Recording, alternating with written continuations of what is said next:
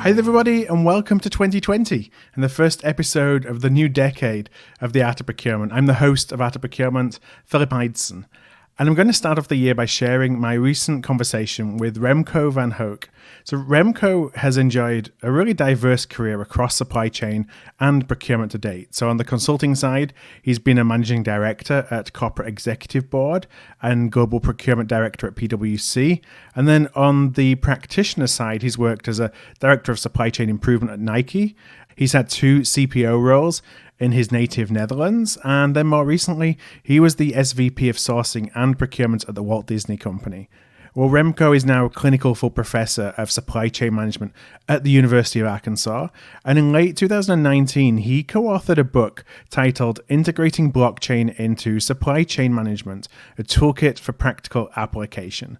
So he and his 3 co-authors, they were looking to combine the understandable enthusiasm for distributed ledger technology with the knowledge that they have about emerging technologies in the past. So their goal was to provide actionable insights and some realistic use cases for blockchain.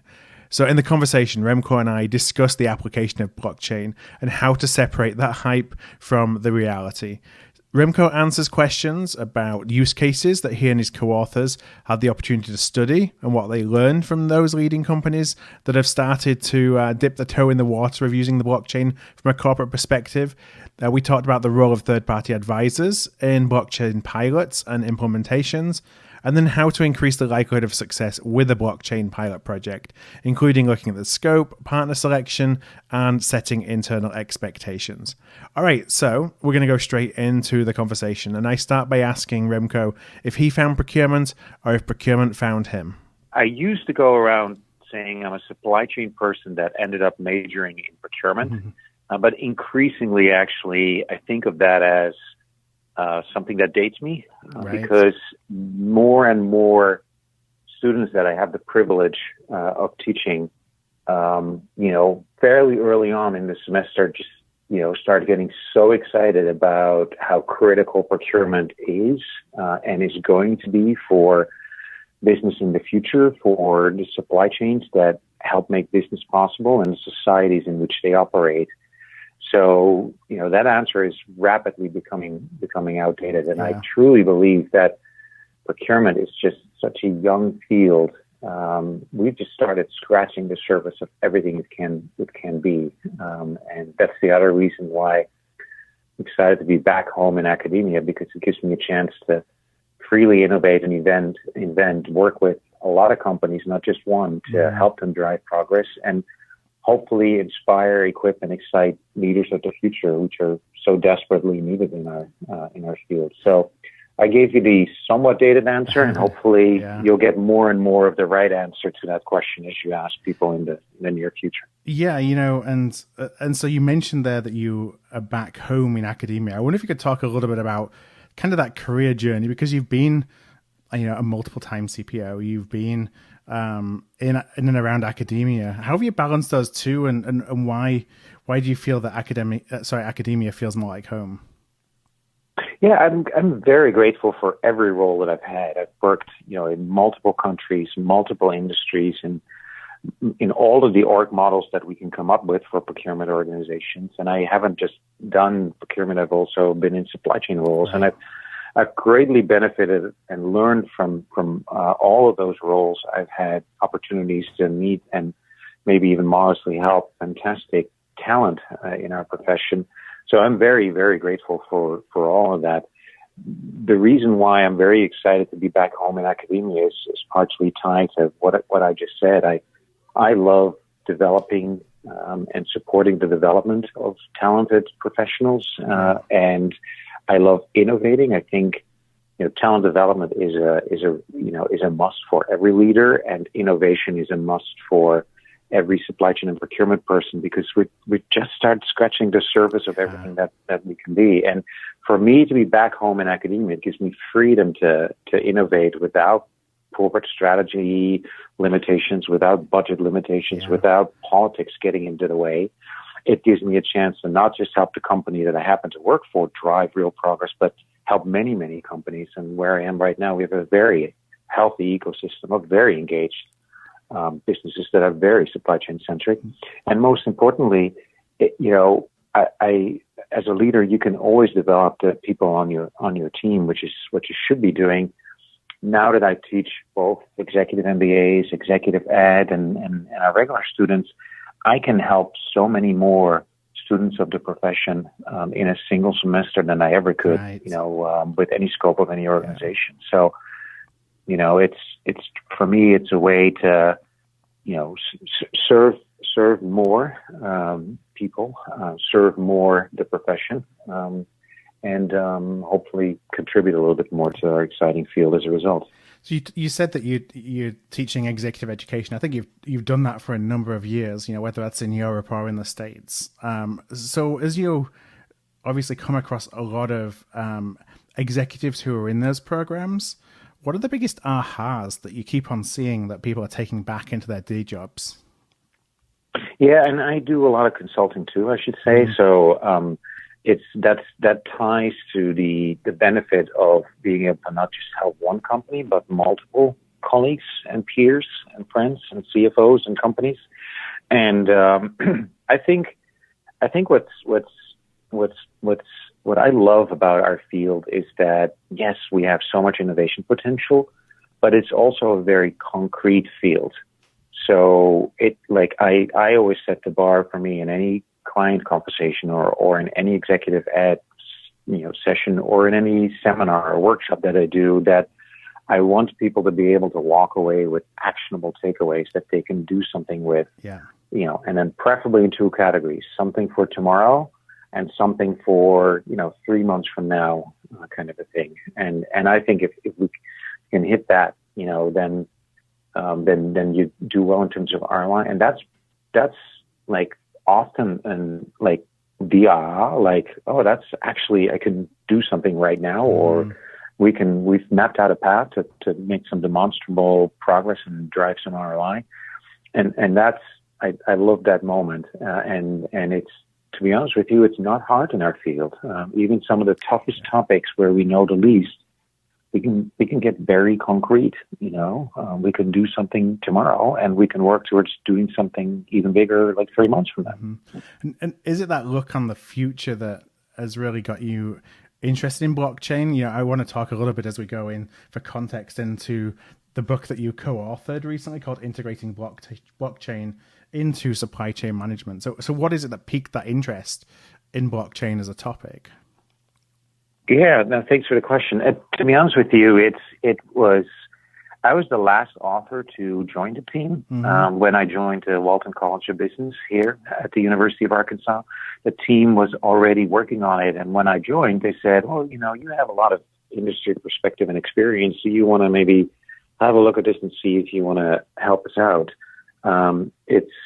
And that's something very typical to happen here at the Walton College. There's just a lot of innovative and exciting efforts going on, and blockchain is just one of those. To be honest with you, it was a newer topic for me, and I got excited because all of my friends and peers and colleagues that I started talking to in the business world, gave me that same response. Like, well, I hear there's something exciting about it. There's definitely a lot of noise in the system, but what is it? And how are we going to do anything with this? And that ended up actually being the majority of the focus of the book. Like, right. How to approach this, and how to take some of the hype out, how to demystify a little bit and make it real in a supply chain context. And that's what we ended up finding, is that this is not, reliving the heyday of RFID when we were going around saying this is going to solve all of your technology problems overnight and it's going to solve world hunger on the back of it. In a month we'll be done. I'm exaggerating, but that was part of how we initially thought about RFID. And there's some similar conversation about blockchain still today. Clearly that's not going to be the case. And so I think where we make a modest contribution is, helping think through much more diligently what a use case could be. There are several potential high potential use cases in the supply chain domain, but the key is you need to be very targeted and specific. And then it's not all that hard to make a start, but don't approach this as something that you need to put everything like hit the nuclear button on everything else at all. Do you think that hype is getting in the way of the potential of blockchain at the moment? Because, we see it goes through the infamous hype cycle where for the last year or two, we've seen so much out there and not that many use cases actually emerge or let's say emerge at a commercial level that everybody knows about. I'm sure there's a lot of things that are going on that people don't necessarily want to talk about because they see that as their competitive advantage. But that hype kind of gets in the way of what the potential is. Yeah, so I think there is a positive thing in it, and so what I tend to do with companies that ask me about this, I show some of the benchmark data that we've collected to show what are the areas that people are focusing on and what's the degree, and I share that to kind of help sort of take some of the hype out and say, let's level set for a moment where we really are. So don't feel like you are like the last one to join the bus at all. Yeah. Like let's level set a little bit where we really are. So I think that's a helpful aspect, number one. But why there is some benefit to the hype is that there is a lot of questions being asked by our executives about, isn't there something about, shouldn't we be doing something about this? And I actually think there is a bit of a positive in there that, one of our pieces of advice is figure out a narrow scope and a narrow set of partners to just try out a use case, do a pilot, learn a little bit. It is not hard to make the case for starting a pilot or exploring a use case because of the hype that there is. So obviously we'll need to not start promising the solution to all of our supply chain problems overnight. But it is positive that it's not hard to make the case for, making a modest start and beginning to learn. So something good about the hype there. Yeah. So as you start to look into use cases, and not necessarily expecting you to rattle off, 20 different use cases for blockchain, what are some of the areas that you see that are attracting most interest?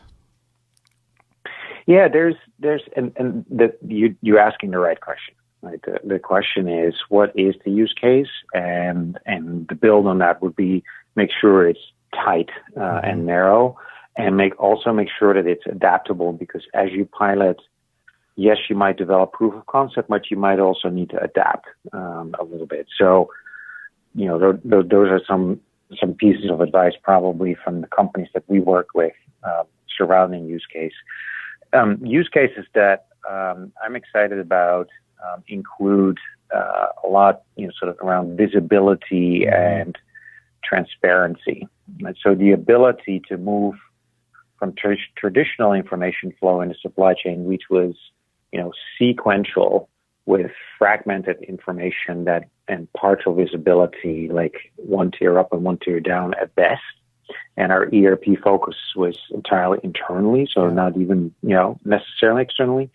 So obviously that, led to bullwhip effect and all sorts of other well-known supply chain problems.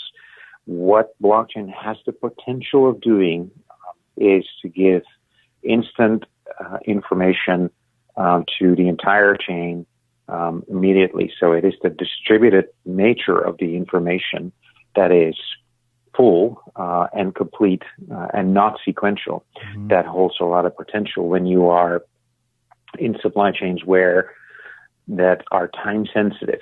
Right? Obviously, if the way I just brought blockchain down to basically a distributed database, you don't need a new database for every supply chain segment at all.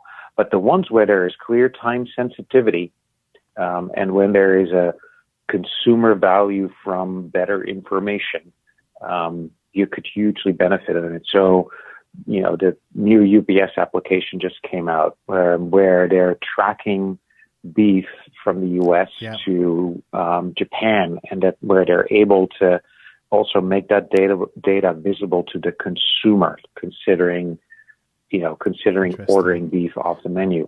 And that's a level of visibility that we haven't had all that widely, and it's a use case that ends up being very consumer centric. We also saw another use case in our research about making shelf level product specific information available about energy and water consumption in the production, distribution, storing, and delivery of a product. And making that available to consumers was driven by consumers increasingly value that level of visibility, and it is beginning to impact their shelf level buying decisions. And so that's kind of cool. Yeah, and so the blockchain itself then brings the trust to that data. Is that right? So because that data cannot be changed as something goes through the supply chain, for example, it's not like that can be manipulated by any third parties to show the data in the way they want it to be shown. Yeah, so yes and no, right? Okay. The pure technical answer is it is hard to manipulate. Mm-hmm. It's near impossible, but it's not impossible. The only reason why it's near impossible is that because it is instantly distributed, it means that if you want to change a record, you need to do that on all of the nodes. Yeah. And information can be added onto the nodes, which then makes it even harder to trace it back. So yes, it has cybersecurity benefits too. Absolutely agree. It's not perfect, but it is a step up. The thing about trust, though, is that what's a catch here is that there's still no excuse for good data management. Mm-hmm. Because if I have an upstream party, for example, enter wrong data on the blockchain, then what the blockchain gives me is better and instant visibility into wrong data. Yeah. Right. So there's still no excuse on the need to do good data management.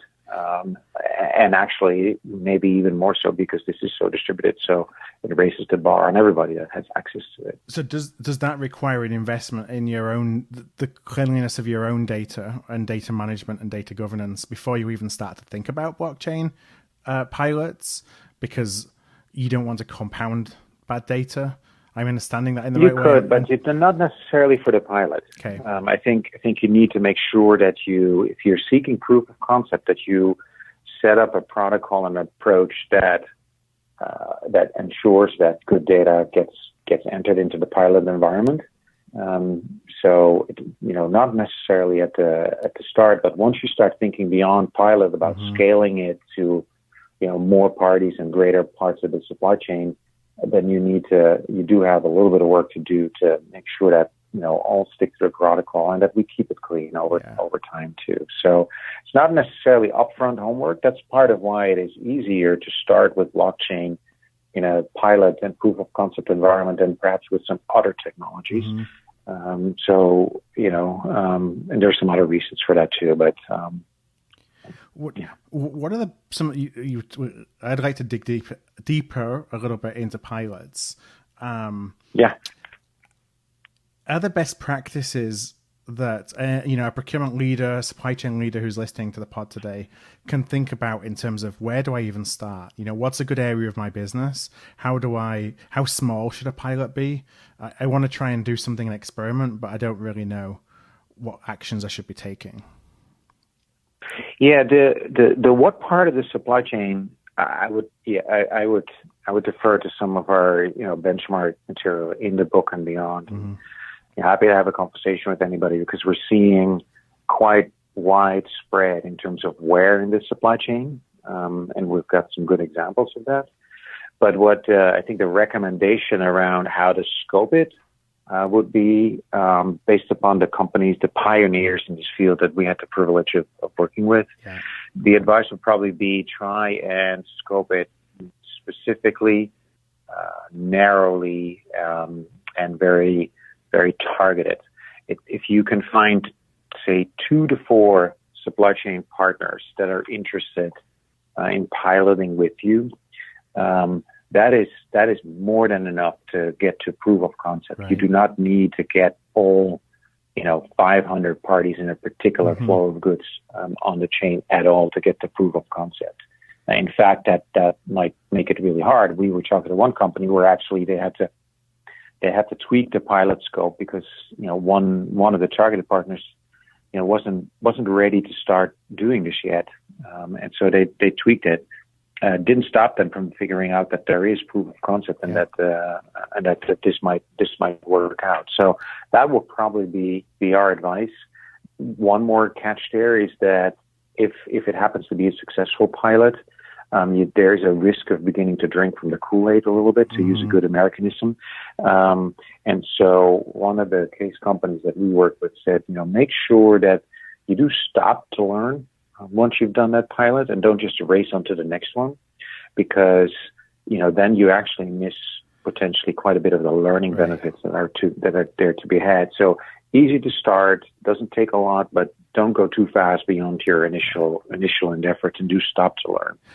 Are there certain characteristics of a supply chain partner who would be well positioned to work with on a pilot or a proof of concept? You talked about not everybody in your supply chain will even have the capability essentially to work with you on a pilot. So what do you look for in those that do have that are suitable and appropriate to work with? Yeah, I don't know that there's a prescriptive answer there, but I guess I'm give you a different version of the same answer, and probably soon I'll start beginning to bore you with it. But it's if you can find partners that are willing to keep the scope narrow and to keep it small initially, and then you're setting yourself up well. And the other thing is, just don't target 10, but target 2 to 4, and start there. So in pulling the pilot together then, do you need a third party to help you do this? Or are you seeing where, organizations who maybe are starting to investigate blockchain are doing that within their own resources, with their own partner? What do you typically see? How many people do you need to get involved to get a pilot off the ground? Well, there's clearly a lot of consultants, technology providers, solution providers out there that are, co-investing with clients to go through pilots. So there's a potential benefit of working with a partner, but. And that can help in terms of bringing some additional resourcing increasingly also experience as more and more, experience is developed about how to do this and how to do this well. But that's in and of itself is not a must, obviously. Right. So you can go either way from my point of view. Okay. We do, and I will also say that there is, in addition to working with solution providers and consultants, we at Walton, my colleagues started a blockchain center of excellence, which actually brings multiple companies together to guide some of the research and to do like hackathons and all that sort of stuff. So there's also a real opportunity to learn from peers in this space. And what's been exciting is that I've actually seen quite a bit of willingness to share and to help others. All right, well, Remko, first of all, I want to thank you so much for sharing some of your insights in blockchain. I think it's one of those topics that as the hype starts to die down a little bit, it actually becomes clearer where the opportunities are to make some real impact and to start working in areas that will be one, interesting to beneficial for those companies who want to start investing in figuring out what blockchain means to them and how they can take advantage of it. So I want to kind of wrap up by just asking, if anybody is interested in this topic. I'm sure there's a lot of folks who are listening who maybe they work in an organization where they're really passionate about blockchain or understanding blockchain, and maybe their peers around them aren't. If people are interested in checking out the book, where's the best places for them to connect with you and to engage with you? Yeah, no, thanks for the question. I mean, you hit exactly on what the purpose of the whole effort to write this book was, to provide some input to practical implementation considerations and to demystify and both give practical pointers. So thank you for landing on that.